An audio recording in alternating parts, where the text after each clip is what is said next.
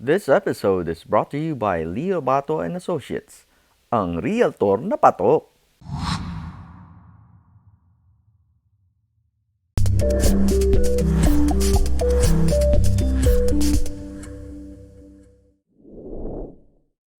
Let's talk about, Mm. and then we'll tie back into the, and then it just happened. But let's go back to your face contouring every time you say the lines and all that. Okay. And the reason why I want to go back there, I also want to go back to the way you react when you watch movies, when you're really reacting 100% to the movie. Is this because when you're in it 100%? Now, compare that to Jo Koy's work ethic. Do you would is it fair to say that all of you came in with 100% of what you got? I think we all came ready to play. I mean, was it? I had when I landed in, because we shot mostly in Vancouver. When I landed in Vancouver, I had 2 weeks to quarantine and 2 weeks to kind of stew in my brain, like, what is happening? How? Right. What? I'm about to do a movie. What is going on? And kind of get in and then Yes. out of my head, because How is that in and out? How is that in and out process? because when we did a table read on Zoom, and our director was like, come with your jokes, like come with your, we're gonna do the takes as written, and then we're gonna play around a little bit. Okay, So stop there.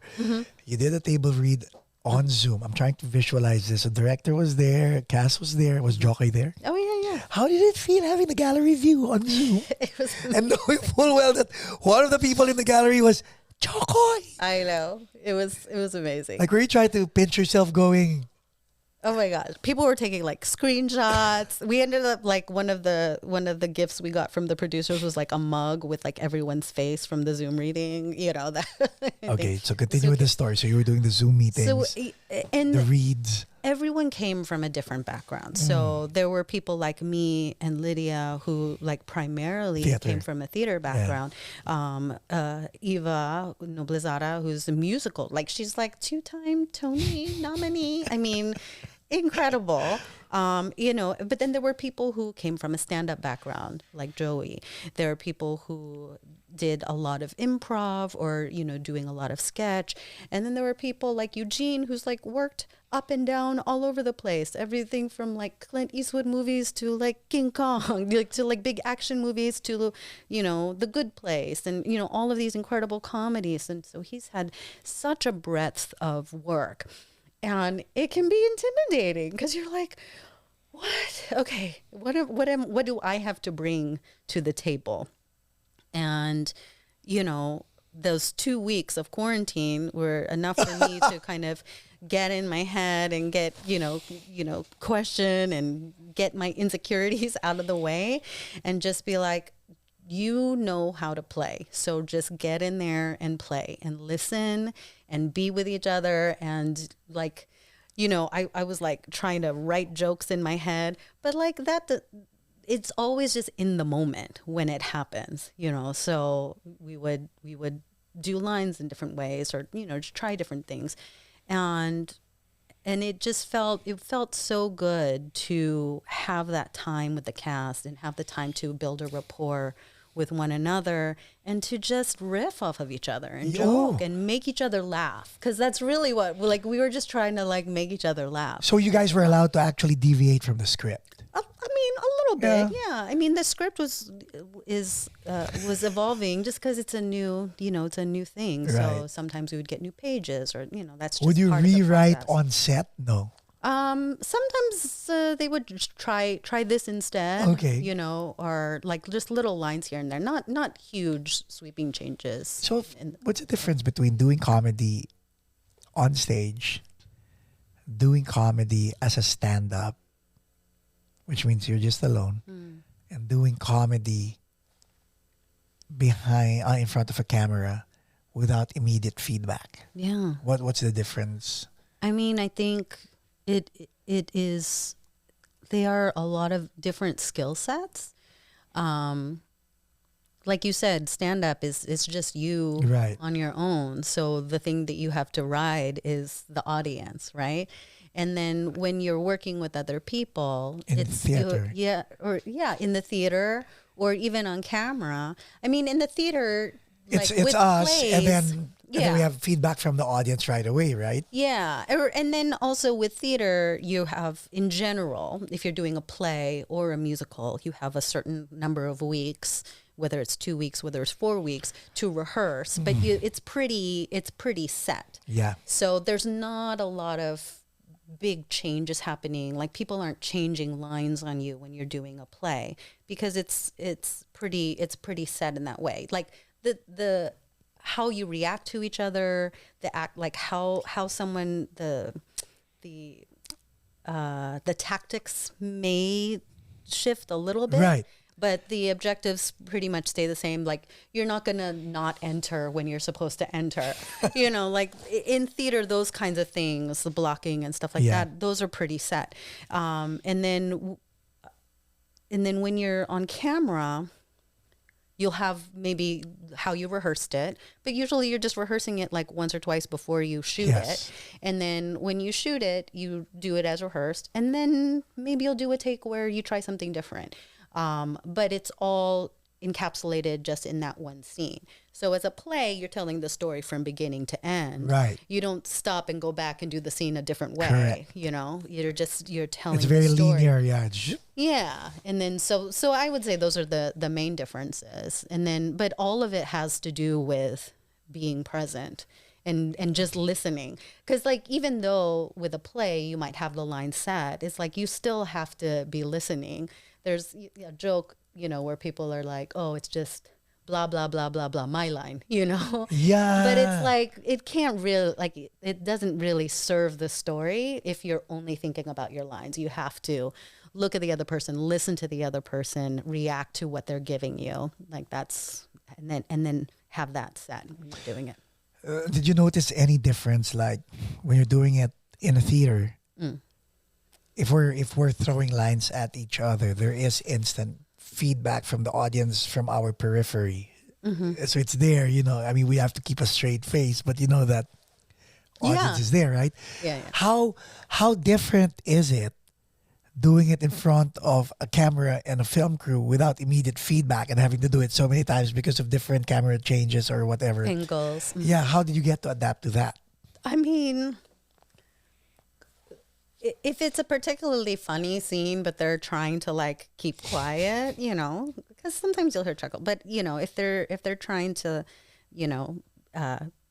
be, because they can't just bust out laughing. Yeah. But what'll happen is, if it's a really funny scene, they'll call cut, and then people will then release after that. But you just have to kind of trust what's the energy that's happening between the actors, in the scene, and then you'll get the feedback afterwards. Have you seen the final product? I haven't. Is there there is going to be a premiere, right? I hope so. I hope so. I hope so. Yeah. So, after this Easter Sunday movie, which I'm excited to see also, do you think there's hope for the Filipino community, the Fil-Am community? I do. I mean, absolutely. And it isn't even just with the things that Joe is creating. I mean, the thing that I love about him and why he's so passionate about telling the story is he wants our voices to be heard. Amen. And it's not even just his personal. Right.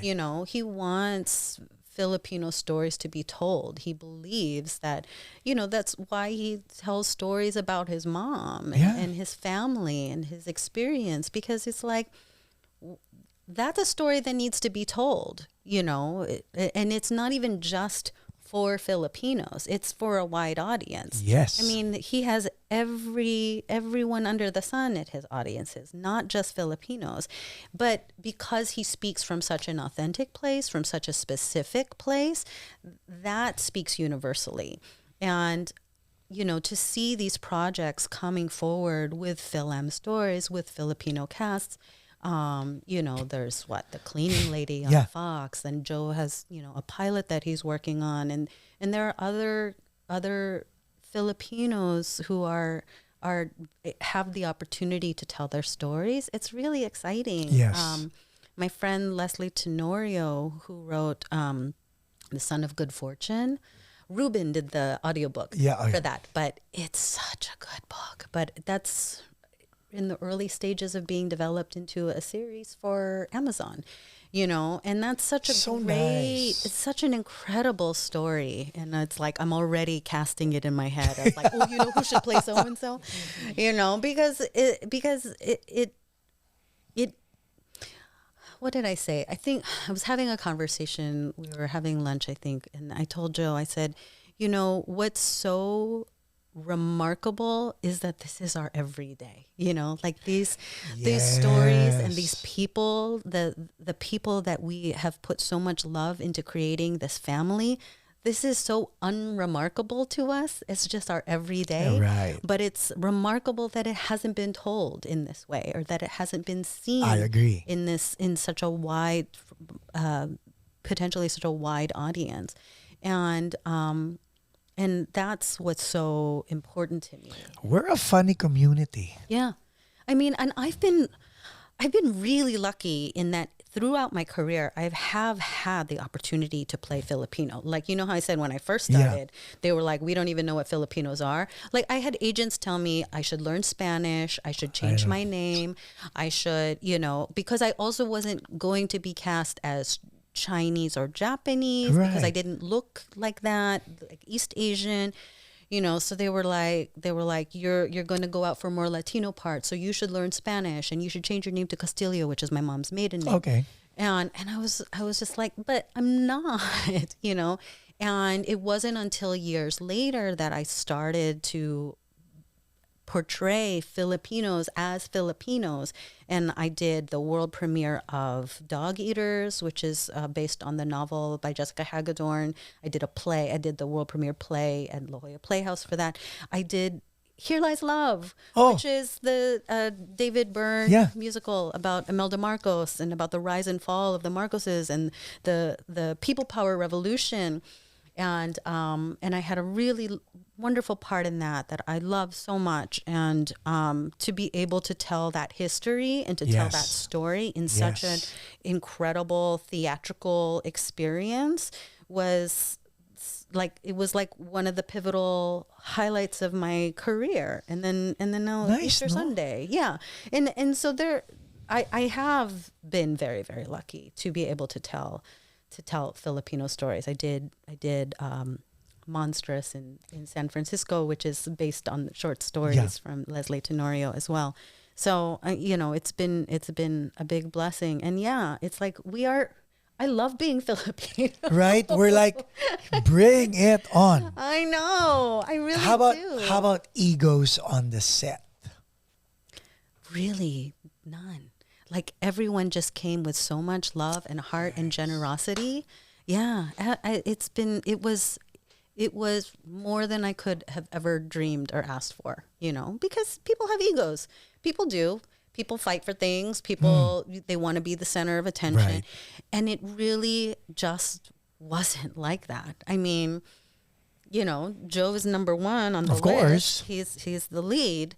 But even he came with like such a generous spirit. Like, everyone was always, supporting each other when they're doing the flip. He's standing right there doing the scene with you. When easily he could have just sat back in his trailer. Yeah, he could have. Yeah, no, everyone was always, so present, so willing, just really doing their best to kind of give their all and so much heart. Like, I mean, Tia Carrere, she played my mom, and I was like, oh my gosh, like, I grew up watching her, and I was at first intimidated, but then, the first few days where we were all like together as a family, and she was like, you're funny. And I was like, okay, it's just like, and we just make each other laugh. And I think the world of her. I just think the world of, everyone was really, really fantastic. And there were no egos in that sense. Wow. Yeah. Really lucky. Tamilin Tumita. No, just kidding.